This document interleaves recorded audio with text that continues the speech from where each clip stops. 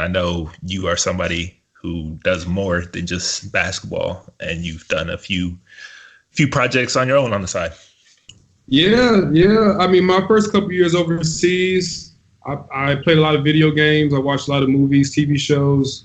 And like you said, you have a lot of free time, but you don't have free time to kind of travel and do what you want.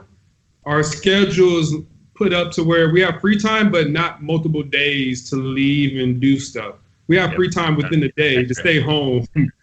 So it's kind of misleading, but like I said, my first 2 years when I was still adjusting to Europe or Italy, I would play a bunch of video games and all that. But then after a while, people kept asking me the same stuff. How is it? Blah, blah, blah. And, I'm an introvert, so I don't like talking to too many people per day, and especially having to say the same thing over and over again. And I got my degree in writing in college, so I quickly came up with the idea to start a blog to where people, if you want to know what I'm doing, go to my blog. And then after you read it, if we talk, you can ask better questions because you already got the gist of what's been going on from month to month or whatever, whenever I post.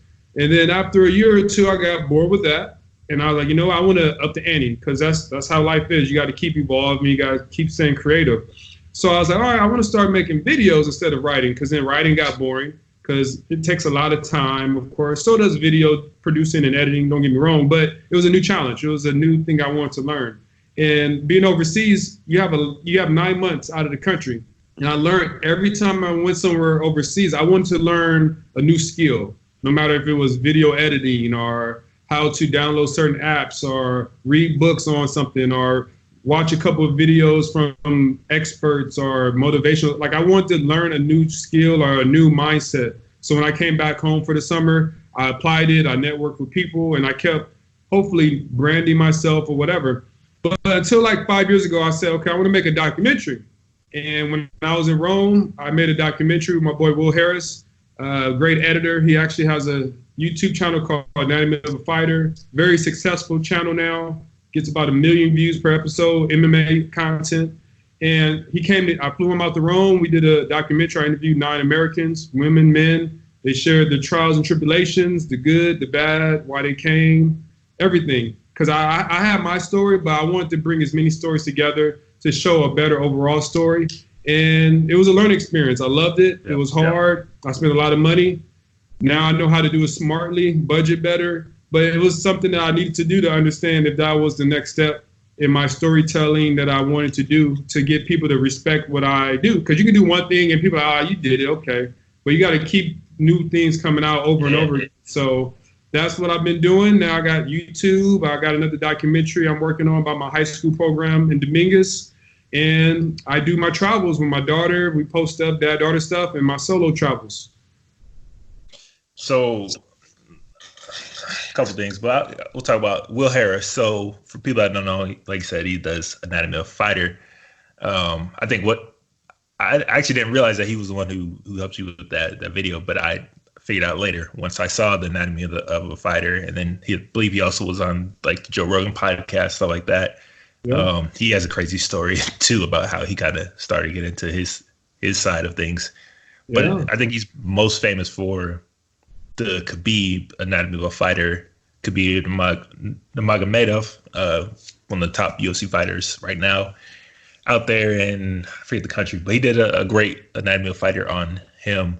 I think that's really that was his biggest one to date, probably, because it kind of showed a different side of somebody who you don't really get to see in a whole different culture in a way and whatnot. So kind of how did you guys like link up and start that whole process? So like I said, when I had the idea, I didn't have a camera. I didn't know how to edit yet. And so for me, I wanted to make the best documentary possible. So I didn't want to use this great idea and learn how to edit and put that into the picture because it would look crap. It would look horrible. I wanted to find somebody who had a good camera, who knew how to edit, so I can express to them my vision. And Will, he used to be a hooper.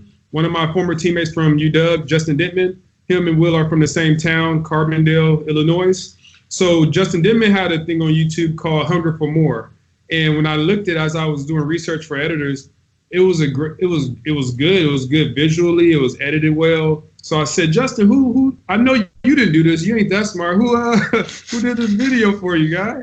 And he was like, man, it was my boy Will. So he sent me his information. I looked him up. I was like, hey, well, I got this idea.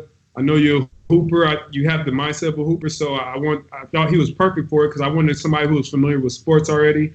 And I had a couple extra round trip tickets because sometimes when you sign with teams, you get round trip tickets on your contract. Mm-hmm. So when I was in Rome, I had a couple. What? No? Give away trade secrets, you know what I'm saying? Because I'm out here telling people I ain't got nothing. I got nothing for them, you know what I'm saying? Some people don't got those in their contract. I don't get those in my contract, right?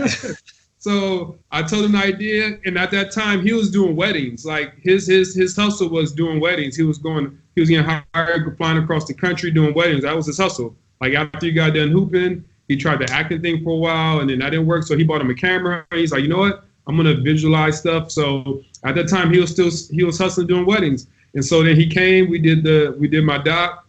The following summer, we spent 4 days in Seattle at my condo.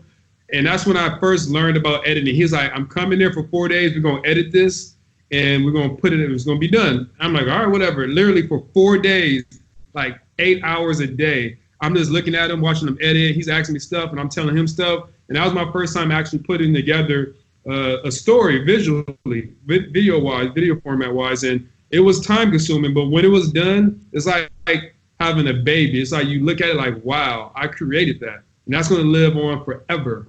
And when I did that, I knew, okay, I'm gonna be doing storytelling. It's just a matter of on what platform, what kind of stories involving who, I don't know, but I fell in love with it. And then Will, he started taking off doing stuff in Florida with other fighters. And then he thought of Anatomy of a Fighter. And now, so many years later, like you said, the Joe Rogan, he's very well known. His footage is used on other ESPN and stuff. And now that I'm older, it's weird because I'm like, I guess that's how relationships grow because we see people who's older than us that's famous, who are friends with other famous people or other successful people. But at the beginning, they both were just grinding and they both kept working hard and maybe one put the other one on or they both got put on at the time. So now I look, okay, I remember, Will, we did our stuff together before all this. And it's about life experiences. Yeah, I think one thing I've noticed is especially like motivated kind of people like that, they always kind of find a way to like attract to each other and kind of that's why you see them kind of going up at the same time. You have that connection because you guys understand that passion, that kind of drives to do what you're doing and to keep doing what you're doing. Because a lot of people that will do stuff like you said and just do it one time and then that's it. But that's just the starting point. Like you have to keep doing it over and over and over. And it's that repetition that really makes you exceptional at something, you know, it's one thing that you learn as an athlete, specifically as a basketball player, that I apply specifically to like being to more creative endeavors is that it's the repetition and it's the practice of doing something. Like, yeah, you might be trash at it now, but if you keep doing it, if you look at where you started, you know, a couple of years ago to like where you are now and see that progress and it's crazy.